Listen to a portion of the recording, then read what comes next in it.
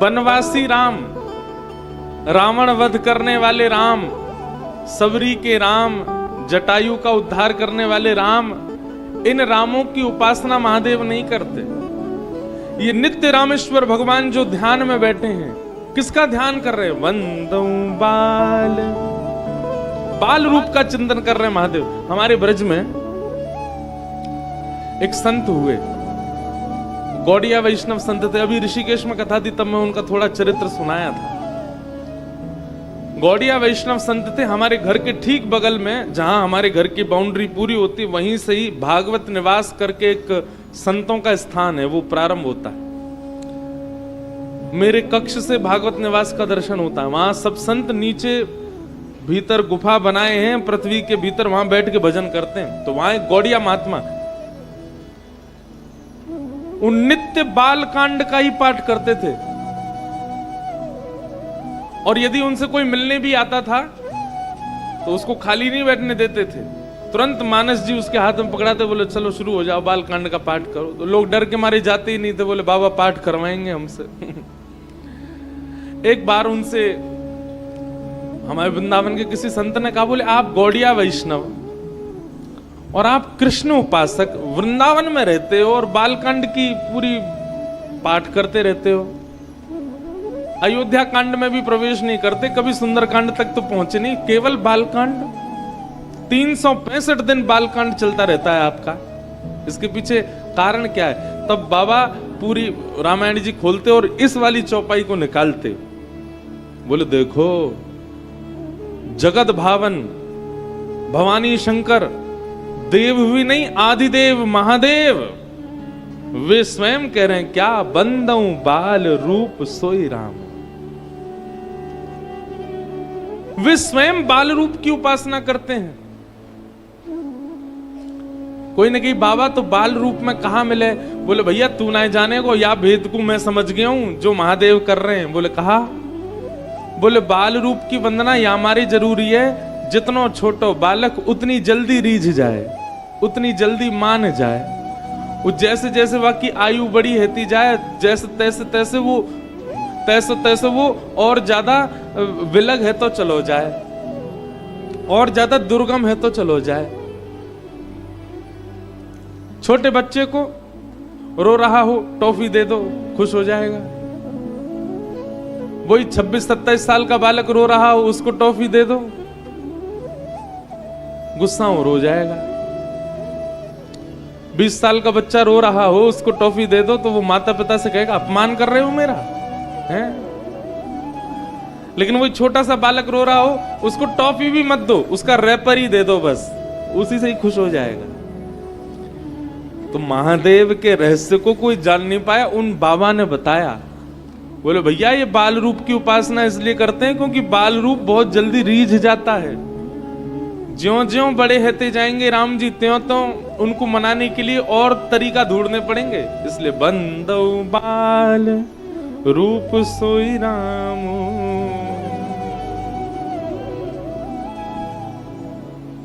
अब आपकी निष्ठा अगर अन्य रूपों में है तो उसको हम कोई नकारना नहीं चाहते, पर हम तो महादेव की बात कह रहे हैं।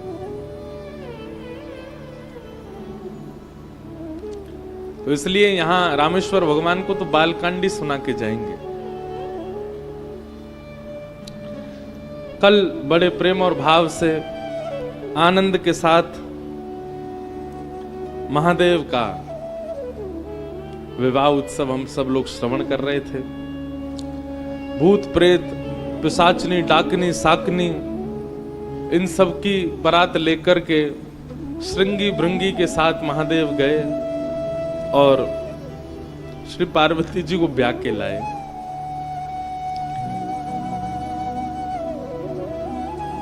जिस कारण से देवता सब चाहते थे कि महादेव का ब्याह हो, क्यों? इनके बालक के द्वारा ही तारकासुर मारा जाएगा।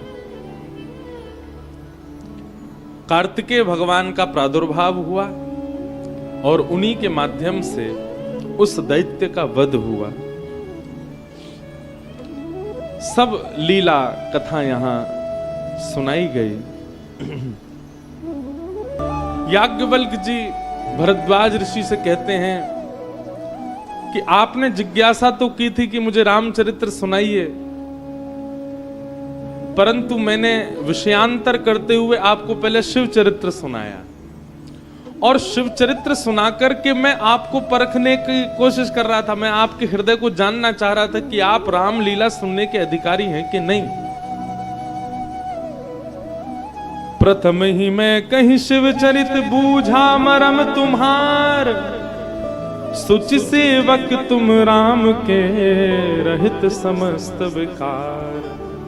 मैंने पहले शिव चरित्र सुना करके आपके हृदय को जानने का, देखो ये गुरुजनों से सीखने वाली बात।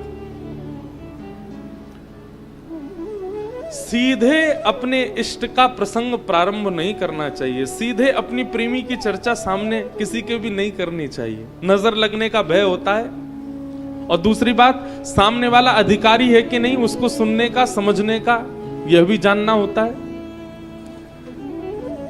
बालक 6-7 वर्ष का कई बार बुद्धिमान हो जाता है, सीधे उसको दुकान पर नहीं बैठा दिया जाता, सीधे उससे जॉब नहीं करवाई जाती, सीधे उसको बिजनेस नहीं करवाया जाता, पहले उसको स्कूल भेजा जाता है, कॉलेज यूनिवर्सिटी में भेज के बच्चों के बीच में उसको परखा जाता है, उसको निखारा जाता है, तब जाकर के उसको व्यापार में लगाया जाता है।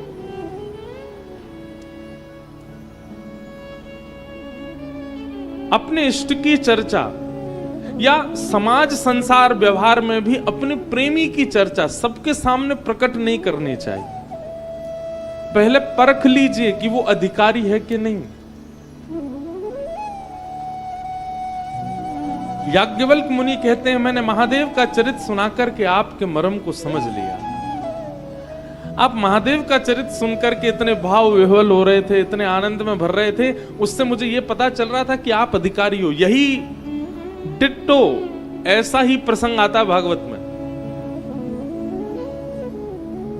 परीक्षित को 7 दिन में मरने का श्राप लगा और 4 दिन तक श्री सुखदेव जी महाराज अन्य राजाओं की कथा सुनाते गए, और 4 दिन बाद जब राम कथा सुनाई, राम कथा सुनाने के बाद जैसे ही चंद्रवंश में कृष्ण अवतरण होने लगा, 2 श्लोकों में संपूर्ण कृष्ण लीला सुना दी। गोकुल में जन्म हुआ, वृंदावन में लीला करी, मथुरा के कंस को मारा, द्वारिका जाके विवाह किए, महाभारत युद्ध कराया, आदि आदि भगवान अपनी लीला पूरी करके चले गए। तब 10वां स्कंद प्रारंभ होता है और वहां श्री परीक्षित जी महाराज चरणों में निवेदन करते हुए कहते हैं, कथितो वंश विस्तारो भवता सौम सूर्ययो राज्ञाम चोभय वंश्यानाम चरितम परमाद्भुतम। महाराज, आपसे मेरी प्रार्थना है कि आप जिनकी कथा सुनने के लिए मैं 4 दिन से भूख प्यास पर विजय प्राप्त करके बैठा हूं, उनकी कथा इतनी सूक्ष्म मत सुनाओ, विस्तार से सुनाओ।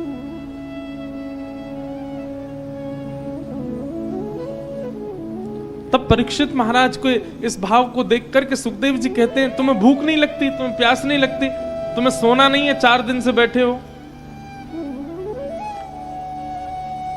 तो परीक्षित जी कहते हैं, पिबंतम त्वन् मुखाम्भोजम च्युतम हरि कथामृतम। आपके मुख से इतनी सुंदर कथा सुनकर के मुझे निद्रा नहीं है, मुझे भूख प्यास नहीं है, मेरी सारी मानव देह की इच्छाएं आपकी कथा से पूरी हो रही हैं। ये बात तो है बंधु, अगर भक्ति में मन लग जाए, कथा में रुचि बढ़ जाए, सत्संग में स्थिति श्रेष्ठ होने लग जाए, तो कभी कभी देह की जो जरूरतें हैं संसार की, वो उनकी आवश्यकता नहीं पड़ती। हमसे लोग कहते हैं, महाराज जी आपको प्यास नहीं लगती कथा करते करते? नहीं लगती। भूख नहीं लगती? नहीं लगती। पैरों में दर्द नहीं होता? बिल्कुल नहीं होता। कमर अकड़ती नहीं? कभी कुछ नहीं होता। कई लोग इसको सोचेंगे ये अभ्यास है इनका। नहीं, हमारे आगे से माइक हटा दो, कथा हटा दो, उसके बाद देखो कमर दर्द भी है जाएगा, पैरन में दर्द भी है लगेगा, भूख भी लगेगी, प्यास। कथा में जब रुचि बढ़ती है तो देह की जितनी जरूरतें हैं सब सत्संग पूरा कर देता है, फिर इच्छा नहीं होती उसकी।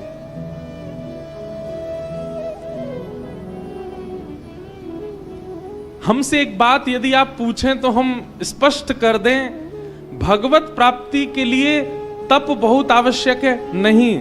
भगवत प्राप्ति के लिए व्रत बहुत जरूरी है? नहीं।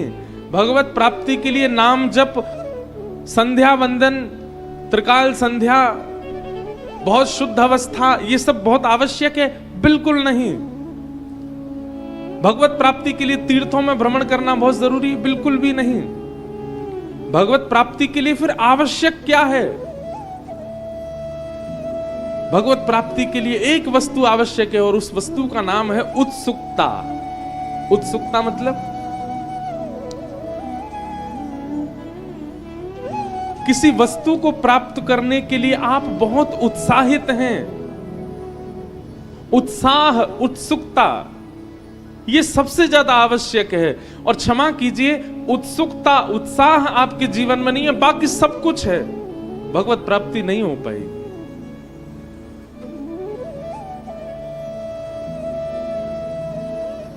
सबरी की भक्ति में क्या है? उत्सुकता। गुरुदेव कहकर के गए कि तुम्हारे यहां राम जी आएंगे। वर्षों निकल गए, एक आध 2-4 वर्ष की बात नहीं थी, सैकड़ों वर्ष निकल गए, हजारों वर्ष के आसपास हो गया। सबरी रोज उस रास्ते को बुहारती है जहां से राम जी आएंगे। क्यों? उत्सुकता। सबरी की भक्ति में नियम नहीं है, सबरी की भक्ति में व्रत नहीं है, सबरी की भक्ति में यज्ञ नहीं है, केवल उत्सुकता।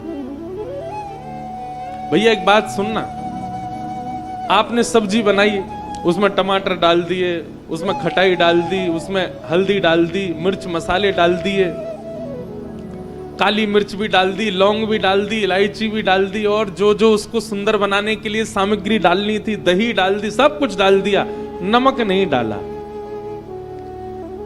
चाहे उसमें कितने बहुव्यंजन डाले हों, कितने भी मसाले महंगे वाले सुगंधित डाले हों, लेकिन नमक ना डाला हो, सब्जी किसी काम की नहीं हो सकती। लेकिन आपके पास में बहुत व्यवस्था नहीं थी, आपने केवल उबलते पानी में सब्जी डाल दी उबाल करके, और उसमें केवल नमक डाल दिया, और नमक डाल करके उसको मीड़ करके थोड़ी चटनी से बना के दे दी, उससे भी पेट भर जाएगा। ठीक वैसे ही भक्ति में अन्य अन्य क्रिया, कई लोगों को मैंने देखा व्रत पर बहुत ध्यान रखेंगे कि हमारे व्रत टूटे ना। कई लोगों को देखा वो अपने नियम, सुबह 4 बजे उठना, गंगा जी में गोता मारना, महादेव पर अभिषेक करना और गौशाला जाके पूजा करना आदि, सब नियमों का पालन बहुत अच्छा, पर उत्सुकता नहीं है, उत्साह नहीं है भगवत प्राप्ति का। भक्तिहीन नर सोहहि कैसे, लवण बिना बहु व्यंजन जैसे। बिना नमक के जैसे बहु व्यंजन अच्छे नहीं लगते, ऐसे बिना उत्साह के आपका भजन, आपका नियम, आपका क्रम भगवत प्राप्ति नहीं कराएगा। किसी भी भक्त का नाम बोलिए, मैं सिद्ध करके दिखा दूंगा कि उसकी भक्ति में उत्साह था, इसीलिए भगवान मिले। जिसके चित्त में उत्साह नहीं है, बाकी सब कुछ है, भगवत प्राप्ति नहीं हो पाएगी। सबसे विशेष भक्त के अंदर जो गुण चाहिए वो उत्साह। आपके अंदर उत्साह नहीं है तो आप कितने भी नियमों का पालन करिए, पूरा जीवन एक जन्म व्यतीत कर दीजिए, ठाकुर जी नहीं मिलेंगे, पुण्य मिल जाएंगे आपको, भगवत प्राप्ति नहीं होगी। भगवत प्राप्ति तो केवल एक चीज से हो सकती है, और वो केवल और केवल उत्साह। उत्साह बहुत जरूरी है। याज्ञवल्क्य जी भरद्वाज ऋषि से कहते हैं कि तुम्हारा उत्साह मैं देखना चाह रहा था, इसलिए मैंने पहले विषयांतर करके शिव चरित्र सुनाया, लेकिन अब मैं तुम्हारे उत्साह को जान चुका हूं। और कैसे प्रारंभ हो रही है? बोले कैलाश में पर्वत के मध्य में अपनी जटाओं का मुकुट बना करके महादेव बैठे हैं, और श्री महादेव के उस रूप को देख करके पार्वती जी समीप आती हैं, और समीप आकर के श्री पार्वती जी महादेव से निवेदन करती हैं कि हे भगवान,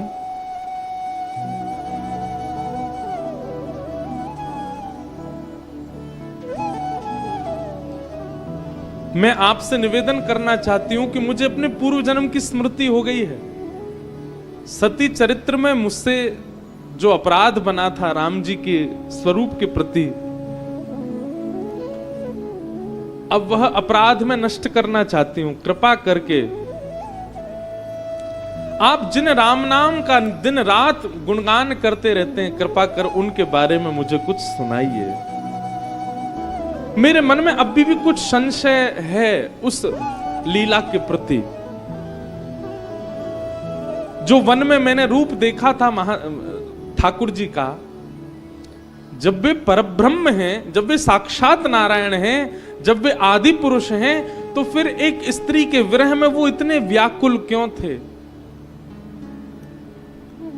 मैं परीक्षार्थी होकर के नहीं, मैं एक जिज्ञासु बनकर के आपसे पूछ रही हूं। कृपा करके मुझे उस परमात्म तत्व का बोध कराइए कि उन्होंने ऐसी लीला क्यों की। क्योंकि परमात्मा तो निर्विकार होता है, उसको कोई मोह नहीं होता, उसको कोई दोष नहीं होता। हे नाथ, मुझे आप अब योग्य जान करके कृपा करके राम जी का सुंदर चरित्र सुनाइए। पार्वती जी का प्रश्न सुनकर के महादेव अत्यंत प्रसन्न हो गए और प्रसन्न होते ही श्री रघुनाथ जी का रूप महादेव के चित्त में प्रकट हो गया। और प्रकट होते ही महादेव जो अभी ध्यान के लिए जा रहे थे, ध्यान से तुरंत अपने मन को वापस लेकर के आए। आहा, और पार्वती जी के सन्मुख बैठे महादेव बड़े प्रसन्न हो गए। यदि महादेव को प्रसन्न करना चाहते हैं तो श्री महादेव से श्री राम जी की चर्चा सुनने की इच्छा रख दो। महादेव को बहुत प्रिय है। आज मानो महादेव का हृदय नृत्य कर रहा है। जिस सती ने पहले हृदय दुखाया था, जिनके भाव से महादेव अत्यंत अत्यंत विलाप करने लगे थे, विरह में चले गए थे, आज वही जब पार्वती के रूप में आई और उन्होंने श्री रघुपति प्रसंग पूछा है, तो मानो महादेव तांडव नृत्य करने की इच्छा में आ गए हैं, अत्यंत प्रसन्न हो गए हैं, धन्य धन्य कह रहे हैं। बोले आप जैसी कोई उपकारी नहीं है हे गिरिराज कुमारी। क्यों?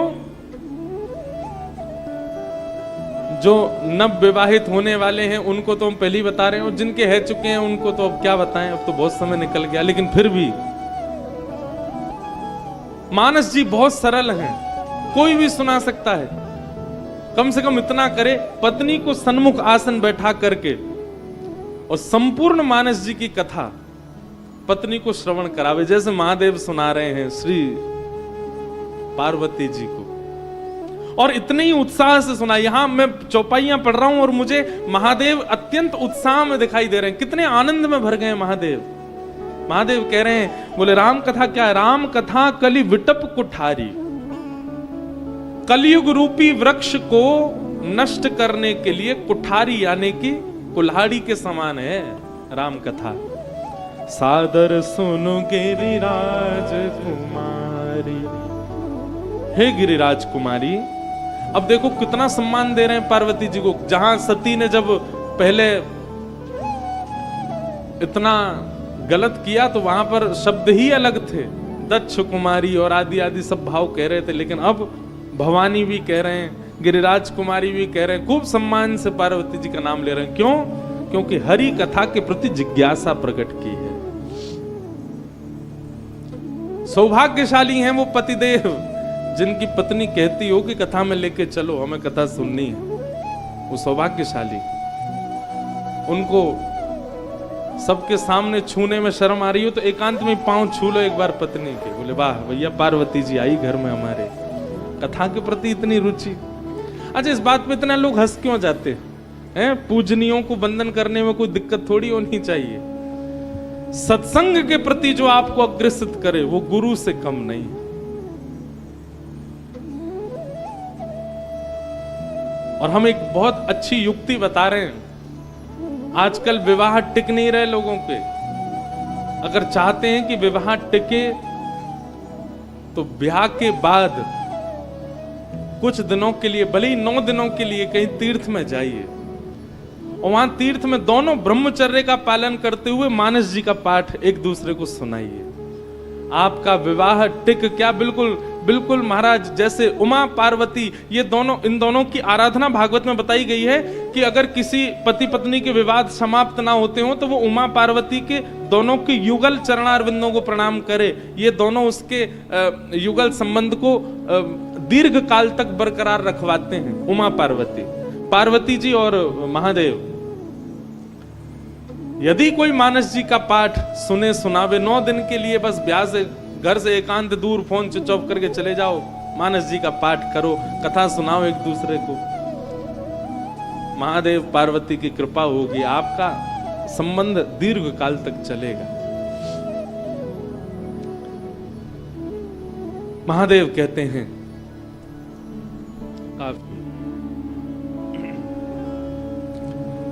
राम जन्म के अनेक हेतु हैं पार्वती जी,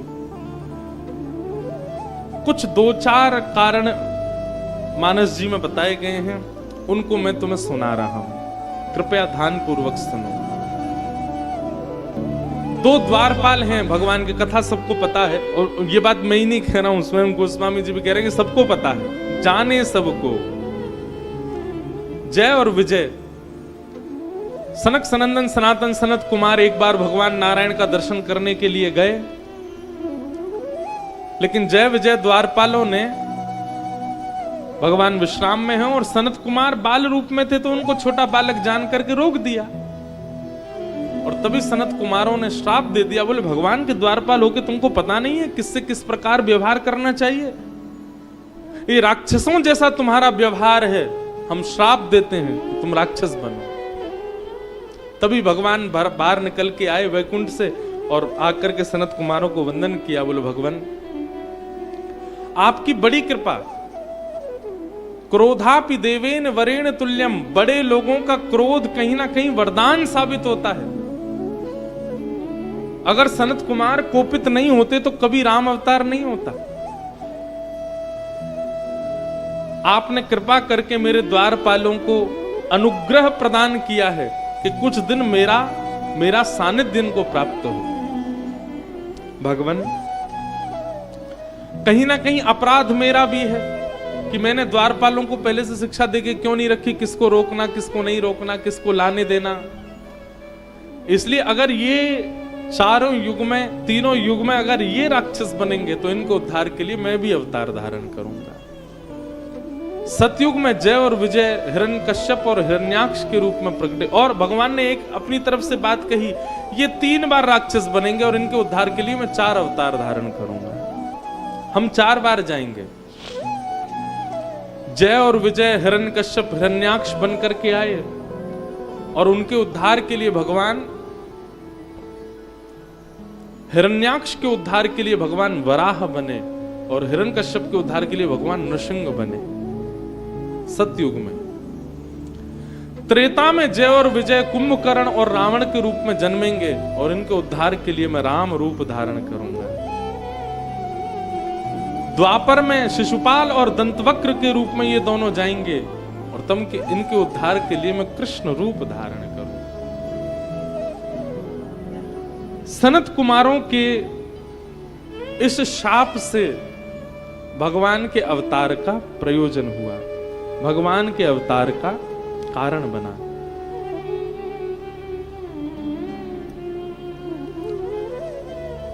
फिर एक कथा जलंधर की सुनाई गई जहां भगवान ने उसके उद्धार के लिए भी राम रूप धारण किया, और एक बड़ी प्रसिद्ध कथा और बड़ी रोचक कथा भगवान श्री राम के अवतरण की सुनाई गई। नारद जी के श्राप की वजह से भगवान को आना पड़ा। सुनते ही पार्वती जी चकित हो गए, बोले मेरे गुरुदेव नारद जी, वे तो साक्षात नारायण के भक्त हैं, वे तो साक्षात विष्णु के भक्त हैं, वो कैसे श्राप दे सकते हैं। महादेव बोले पानी पियो छान के, गुरु बनाओ जान के। आपने ऐसे गुरु जी बनाए, देखो हमारे भगवान को उनकी वजह से अवतार लेना पड़ा। गोस्वामी तुलसीदास जी महाराज इतना सुंदर वर्णन करते हैं पार्वती जी बोली, अरे नहीं नहीं नहीं नहीं, आप हमारे गुरु पर प्रश्न मत उठाइए। तो आपके गुरुजी ने श्राप दिया भगवान को। पार्वती जी बोली, नहीं नहीं, हमारे गुरु ऐसे नहीं कर सकते। पार्वती जी कहती हैं, जरूर भगवान ने कोई अपराध किया होगा, इसीलिए मेरे गुरुजी ने उनको श्राप दिया। महादेव बोले, वाह पार्वती वाह, मतलब आप ये मान सकती हो कि भगवान ने अपराध किया होगा, लेकिन ये नहीं मान सकती कि आपके गुरु ने जबरदस्ती श्राप दे दिया है। पार्वती जी बोली, आप जो कहेंगे सब स्वीकार है, पर मैं अपने गुरु की निंदा नहीं सुन सकती। मैं अपने गुरु के प्रति जो मेरा भरोसा, जो मेरा विश्वास है, मैं उसको नहीं डगमगा। जरूर भगवान ने कोई अपराध किया होगा। ये बहुत ऊंची बात है। आप भगवान को अपराधी मान रहे हो, लेकिन अपने गुरु को नहीं। कहीं ना कहीं ये गुरु निष्ठा है। आजकल के पढ़े लिखे लोग इस बात पर ज्यादा मोहर नहीं लगाएंगे।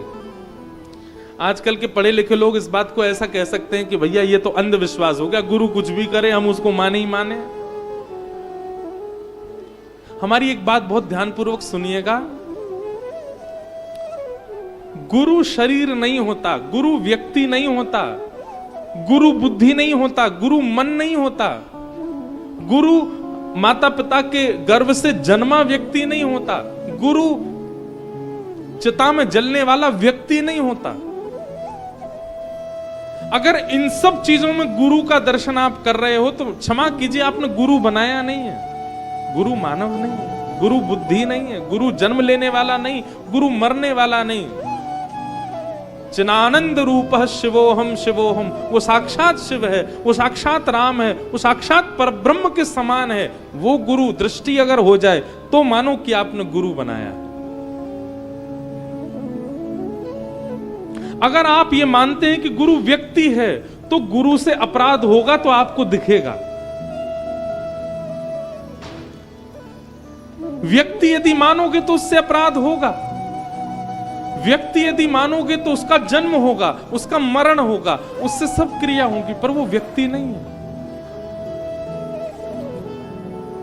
भगवान श्री कृष्ण ने रास विहार किया, लेकिन क्योंकि हम उनको भगवान रूप में देखते हैं और क्योंकि वो भगवान हैं, इसलिए हमें वहां दोष ना दिख करके वो काम विजय लीला दिखाई देती है। आप श्री कृष्ण को मानवी मान करके उनकी संपूर्ण लीला का दर्शन करोगे, आपको दोष दिखेगा लीला में, पर वो मानव नहीं है, वो परब्रह्म है। ठीक वैसे ही अब हम ये बात कह तो देते हैं, पर कहीं ना कहीं हमको सावधान भी करना पड़ता है कि आजकल गुरु किसको बनाना चाहिए यह भी हम नहीं समझ पाते हैं। उसके लिए पहले सत्संग बहुत कीजिए, खूब कथाएं सुनिए।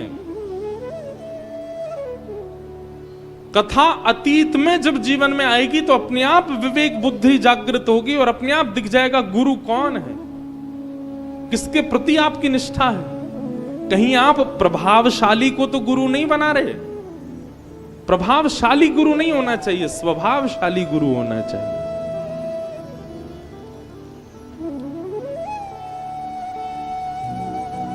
लेकिन जब गुरु बना लो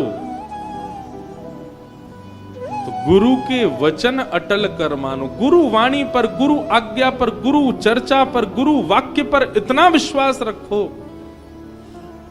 आपका विश्वास ही आपको भगवत प्राप्ति करा देगा। बस विश्वास अटल है। महादेव हंसने लगे, बोले जय हो पार्वती जी, आपकी गुरु निष्ठा को प्रणाम। आपके इस गुरु भाव को मैं प्रणाम करता हूं जिसके आगे आप ठाकुर जी को अपराधी मान रही हो। महादेव हंसते हुए कहते हैं, बोले आपके संशय को मैं अभी समाधिस्थ करता हूं, आपके इस प्रश्न का मैं उत्तर देता हूं। एक बार की बात है, क्या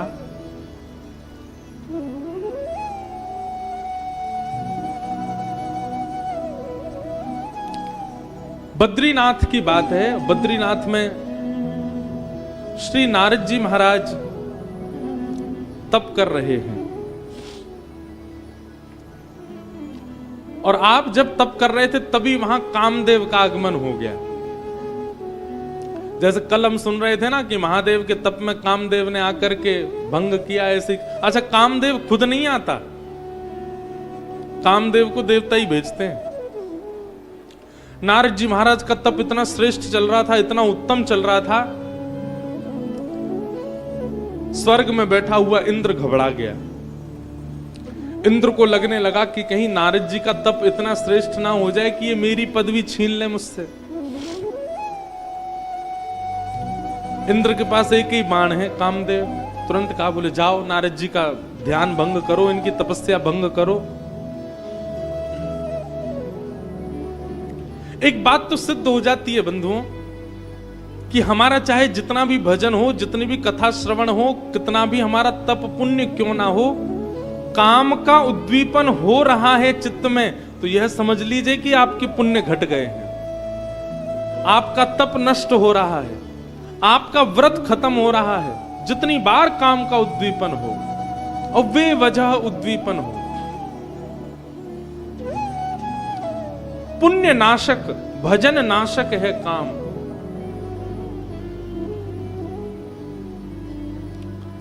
नारद जी महाराज तप कर रहे थे, तभी कामदेव का आगमन हो गया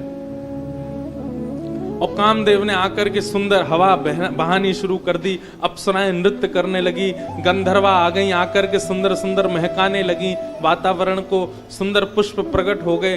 कामदेव ने अपने सबरे बाण चला दिए,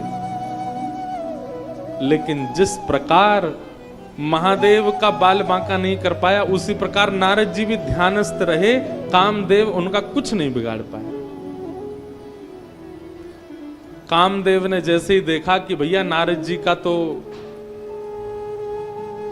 बाल बांका भी नहीं हुआ, ये तो यथावत उसी स्थिति में बैठे हैं, सोई कामदेव ने चरणों में प्रणाम किया, दंडवत किया। जय हो जय हो जय हो भगवान, या तो मैंने महादेव को देखा था इस रूप में, या फिर मैंने आज आपको देखा, आपकी जय हो।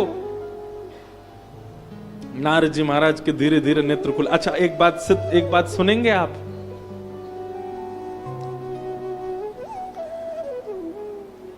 कई बार आपके भजन में काम विघ्न नहीं डाल पाता, पर सम्मान विघ्न डाल देता है। कई बार काम आपको आपके भजन से हटा नहीं पाता, पर बहुत सम्मान दिखने लग जाता है, तो आप अपने मार्ग से बिखरने लग जाते हैं, बिछड़ने लग जाते हैं। कहीं ना कहीं काम से भी ज्यादा बलवान सम्मान है। कामदेव को प्रणाम करते हुए देखा, नारद जी महाराज ने धीमे से नेत्र खोले। कामदेव बोला, मैंने इतने बाण चलाए तब नेत्र नहीं खोले, और जैसे ही मैं दंडवत प्रणाम हुआ, सम्मान देने लगा, सो ही नेत्र खुल गए, इनके भजन छूट गया। कई बार कई लोगों का स्वभाव होता है कि वो गलती करने वाले को क्षमा ही करते रहते हैं। ठीक है, एक बार क्षमा किया, 2 बार क्षमा किया, 3 बार क्षमा किया, पर कई बार गलती होते देख करके भी आप बार बार क्षमा करते हैं, तो आप उस व्यक्ति का जीवन खराब कर रहे हैं। कभी कभी किसी को सुधारने और संभालने के लिए रोष करना जरूरी होता है, विशेष रूप से माता पिताओं को, विशेष रूप से गुरुजनों को, और कहीं ना कहीं कभी कभी पत्नी को पति पर भी, और पति को पत्नी पर भी।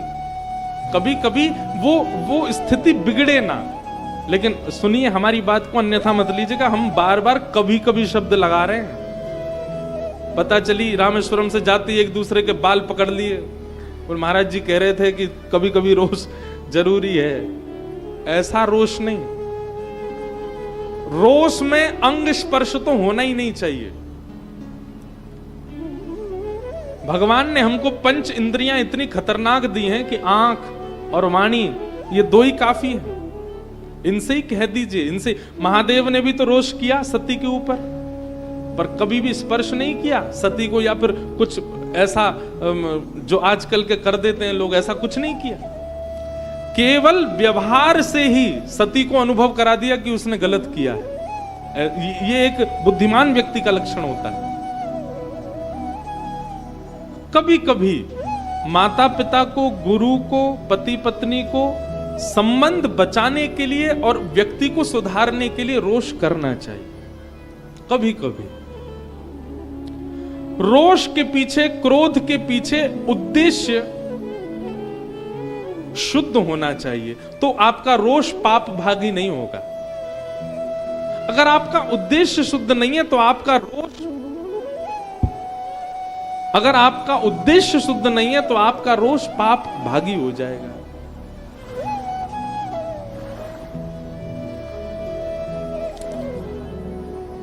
कामदेव क्षमा मांगने लगा, मुझसे गलती हो गई, मैंने आपके तप में भंग डाला।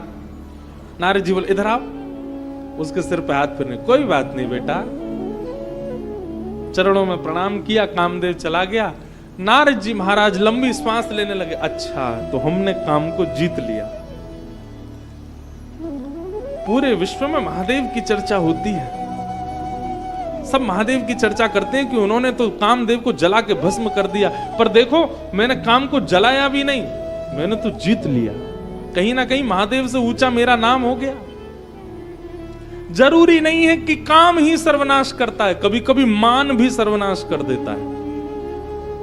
बहुत ध्यानपूर्वक सुनो। नारद जी महाराज के मन में आया, लेकिन काम को हमने जीता ये देखा तो किसी ने भी नहीं। इसका प्रचार कैसे हो, दुनिया को पता कैसे चले कि हमने काम जीता।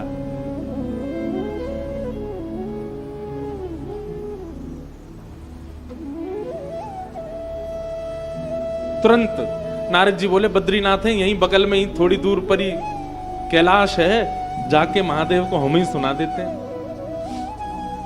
नारद जी महाराज भजन करते भय, कीर्तन करते भय सीधे पहुंचे कैलाश। महादेव ध्यानस्थ बैठे हैं। नारद जी महाराज का आगमन हुआ। जैसे ही नारद जी महाराज पहुंचे, महादेव ने नेत्र को, अरे आइए आइए आइए आइए आइए नारद जी महाराज, मेरे प्रिय हरि और हरि के प्रिय आप, तो आप तो मेरे दुगने प्रिय हो गए, आइए बैठिए विराजिए। कहां से आना हो रहा है आपका, और आज कैसे इतने दिनों बाद हमारे कैलाश में आगमन। नारद जी बोले अब देखो कई लोग होते हैं उन्होंने पुण्य किया है, कुछ अच्छा किया, वो बताते कैसे हैं? नहीं नहीं कैलाश में अभी नहीं आया हूं, मैं तो 1000 वर्षों से यहीं था। भगवान शिव बोले आप 1000 वर्ष से यहीं थे? बोले हाँ, यहीं पास में बद्रीनाथ है ना, वहीं तप कर रहा था मैं। महादेव बोले अच्छा तप कर रहे थे आप? बोले जी तप कर रहा था।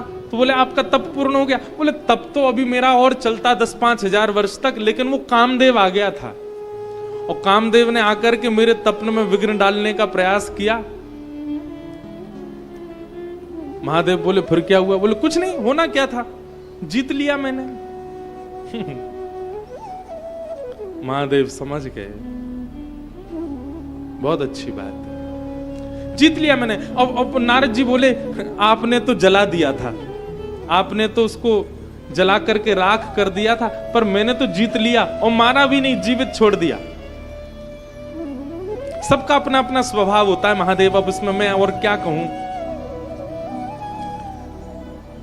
महादेव ने तिरछी नजर से नारद जी को देखा और कहा नारद जी मेरा तो जल चुका है, दोबारा उठेगा नहीं, आपका जीवित घूम रहा है, दोबारा आ सकता है आपके पास।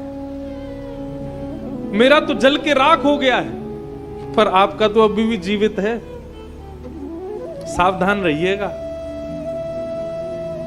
नहीं नहीं अब तो हमारा चेला हो गया वो, अब थोड़ी आक्रमण करेगा। महादेव बोले सब ठीक है। महादेव समझ गए कि अब ये प्रचार में लग जाएंगे कि इन्होंने कामदेव को जीत लिया। और क्षमा कीजिएगा, एक बात यहां पर पुष्ट होती है कि आप जब किसी दुर्भाव पर विजय प्राप्त करते हैं और उस दुर्भाव का जब प्रचार कर देते हैं, तो वही दुर्भाव प्रचंड होकर के दोबारा आएगा और आपका नाश करेगा।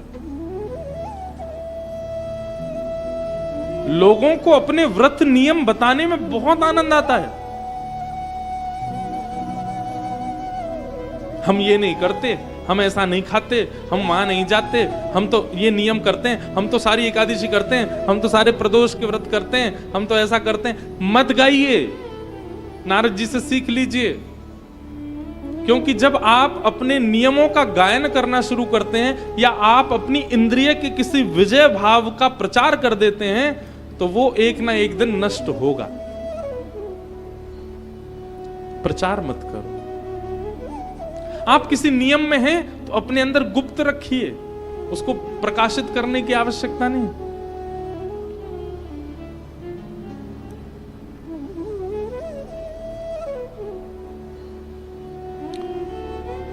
महादेव बोले, बहुत अच्छा नारद जी, आओ कुछ प्रसाद आदि पाया?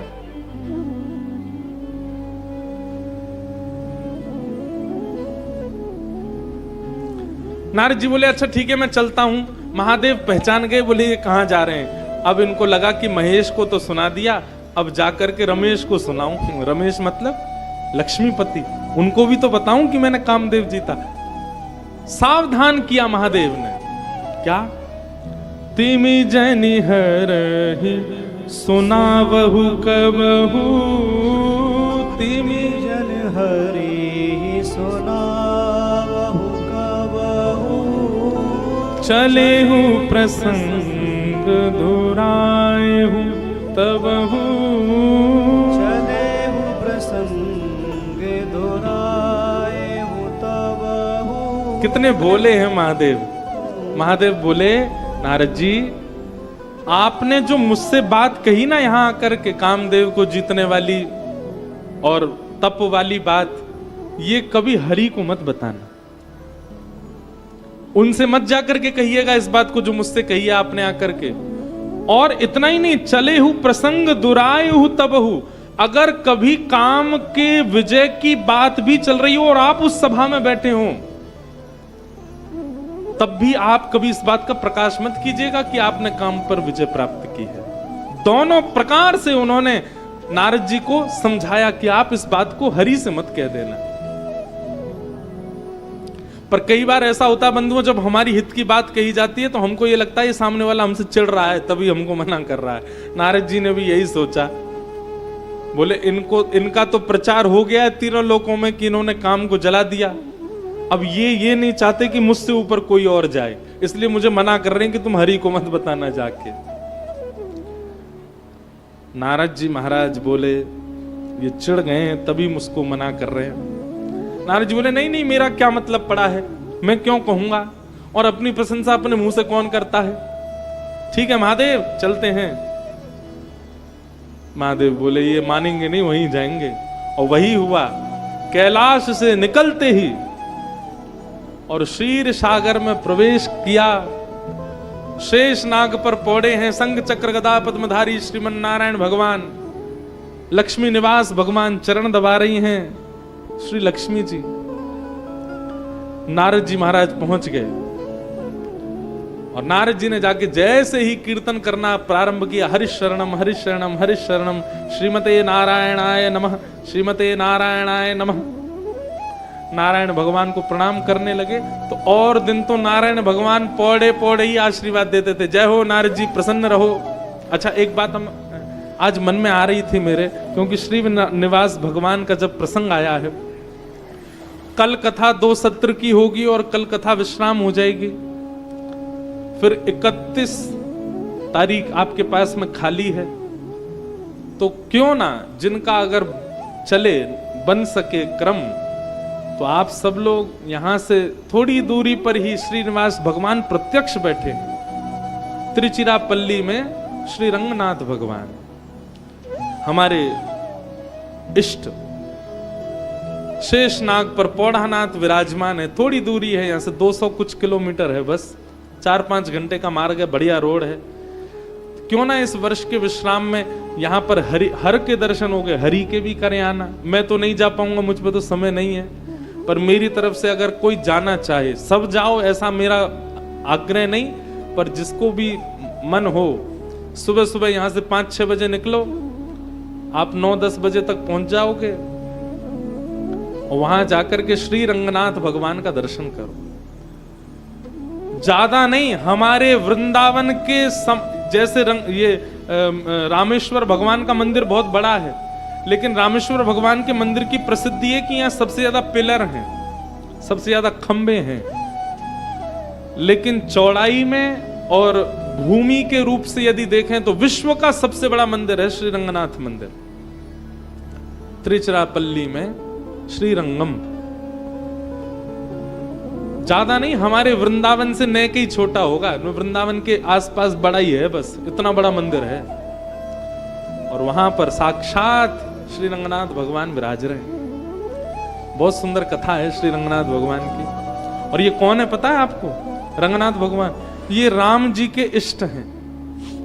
अयोध्या में दशरथ जी जिन अपने इष्ट की आराधना करते हैं वही विराज रहे हैं यहां पर।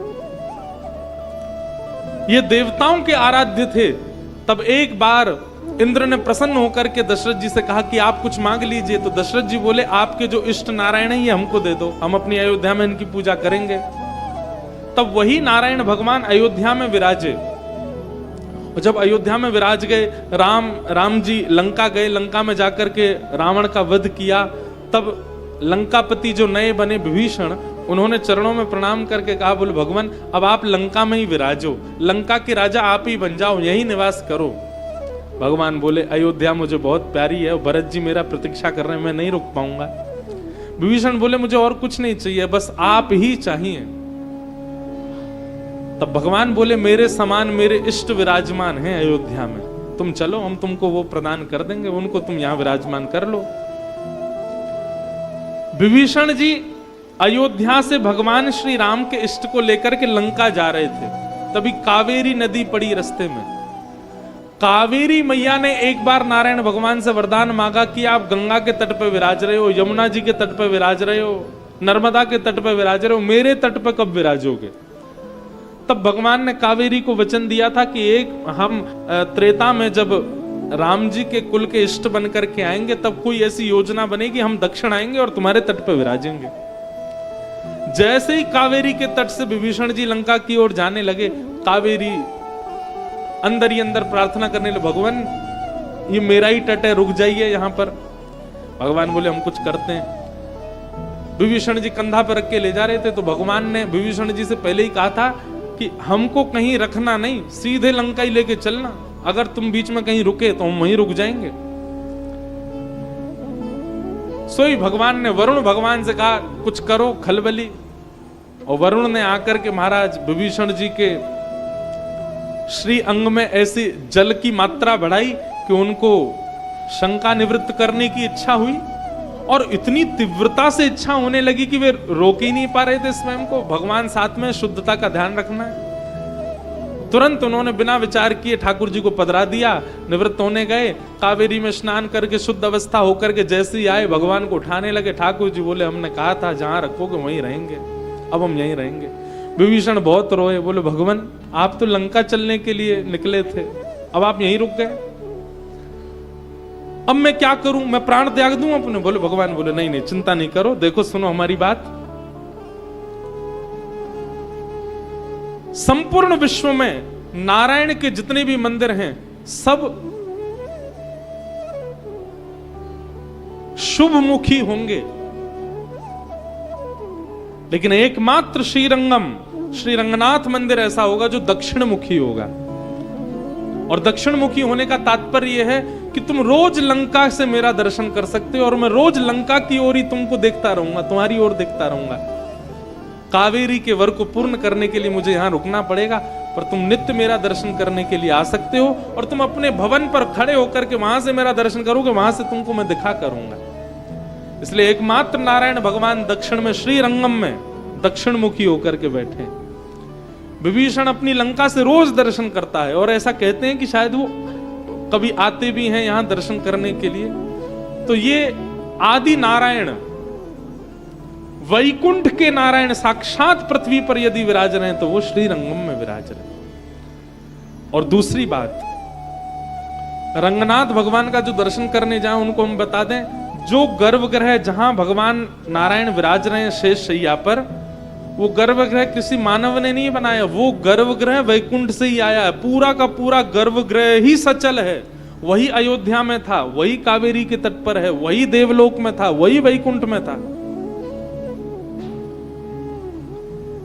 एक होता है कि भगवान का श्री विग्रह केवल इतना ही है, परंतु वो समस्त जो गर्भगृह है वो पूरा श्री विग्रह से ही जुड़ा हुआ है, वो अलग नहीं है। अद्भुत दर्शन है भगवान का। हमने एक बार दर्शन किए थे, तो वहां पर हाथी ठाकुर जी की मंगला करने आते हैं, और जब वो हाथी चिंघाड़ते हैं ना, हाथी की जो आवाज होती है उसमें वो बोलते हैं रंगा रंगा श्री रंगा, भगवान का वंदन करते हैं। ऐसे अद्भुत, यहां से थोड़ी दूर पर ही हरि विराज रहे हैं। हर से मिल ली, अब हरि से भी मिल आना यदि समय मिले तो। नारद जी पहुंच गए, शेषनाग पर पौड़े थे भगवान। जैसे ही नारद जी ने आकर के करताल में कीर्तन करना शुरू किया, और दिन तो भगवान शेषनाग पे बैठे बैठे आशीर्वाद देते थे, आओ नारद जी विराजो। पर आज ठाकुर जी उठ के खड़े हो गए। लक्ष्मी जी से कहा रुको रुको रुको, नारद जी आए हैं, उनका स्वागत कर आऊं, मैं थोड़ा उनको लेके आऊं। लक्ष्मी जी बोली पहली बार तुम आ नहीं रहे, तो बहुत बार आए हैं और हर बार आप पौड़े ही रहते हो, आज ऐसा विशेष क्या है कि आप उठ करके जा रहे हो? भगवान बोले बीमार हो गया नारद। बीमार व्यक्ति को थोड़ा हाथ देना पड़ता है, कहीं बेचारा लड़खड़ा ना जाए, गिर गिरा ना जाए। बेचारे बहुत बीमार हो गए, इनको थोड़ा हाथ दे के आऊं। भगवान उतर करके दौड़े और दौड़ करके नारद जी का, अरे नारद जी संभल के संभल के संभल के, ऐसे लेकर के आए। नारद जी आकर के बैठ गए। भगवान बोले और बताइए सब बढ़िया है? हाँ जी सब बढ़िया। कहां थे इतने दिन से, आप आए नहीं, बहुत वर्ष लगा दिया आने में। बस नारद जी को तो प्रारंभ चाहिए था, कोई पूछ ले कहां थे इतने दिन से तो हम बता में। और ऐसा कह के नारद जी रुक गए। भगवान बोले फिर तपस्या पूर्ण हो गई? बोले पूर्ण तो नहीं हुई, कामदेव आ गया था, खूब प्रयास किया पर मैंने जीत लिया उसको, और पूरी बात बता दी। 99% लोग इसी भाव में रहते हैं। उनसे कहो आपका घर बहुत बढ़िया, आपका बेटा तो बहुत बढ़िया निकल के आया, आपकी बहू बहुत सब भगवान की कृपा है। सब लोग ऐसे ही बोलते हैं, पर सब अभिमान में बोलते हैं। मनी मन जब बोल रहे होते ना, सब आप लोगों का आशीर्वाद है, सब भगवान की कृपा है हमारे ऊपर, तो हम तो कुछ करते नहीं है भैया, क्या बताएं, कुछ किया ही नहीं। बेटा ने कहा था कि पिताजी 1 करोड़ रुपया लगेगा पढ़ने में, अब सब आप लोगों का आशीर्वाद कर दिया हमने व्यवस्था, तो वैसे हमारा कोई योग्य तो नहीं था। बेटा ने कहा कि अमेरिका पढ़ने जाना है, अब हमारी कहां भैया इतनी पहुंच, पर हमने करवा दिया। हमने किया, विदेश मंत्री को फोन किया, फिर हमने उससे कहा कि वीजा वीजा लगवा दो। हम हमारी तो कहां पहुंच है, सब भगवान की कृपा है। कहते भी जाएंगे और बार बार वो ये भी कहेंगे भगवान की कृपा। ये बात हम इसलिए कह रहे हैं, हम बहुत लोगों से मिलते हैं, किसी से कह दो आपने बहुत जोर की कथा कराई, क्या व्यवस्था करी है, हजारों लोग कथा में आ रहे थे। हमने कुछ नहीं किया, हमारा सब भगवान की कृपा। म्युनिसिपालिटी वालों ने तो मना किया था आप कथा नहीं कर सकते, हमने एमएलए को फोन खटखटा दिया, उससे कहा कि कथा तो होगी हमारे यहाँ। उस समय हमको ये वाली पंक्ति याद आती है, नारद कहेउ सहित अभिमाना, क्या कृपा तुम्हारी सकल भगवान। सब आपकी कृपा है, मैं कहां काम को जीत सकता था, सब आपने किया भगवान। भगवान देख करके सिर हिला रहे हैं, वाह बहुत बढ़िया नारद।